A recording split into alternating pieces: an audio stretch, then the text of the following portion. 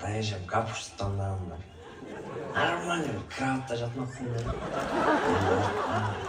Ұйықтатшы. Заринка келсін бе? Саат 10 болды уже, аяқта жүреді. Жүреді де өзің личный жашаудың. Не қыласың? Личный жашасын бұяқтан еле ұрмақпыз да.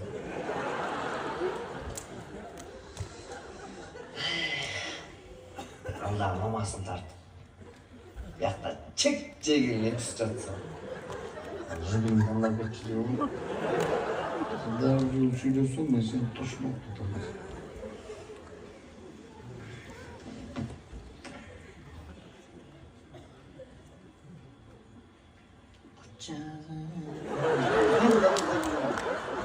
Ne diyorsun?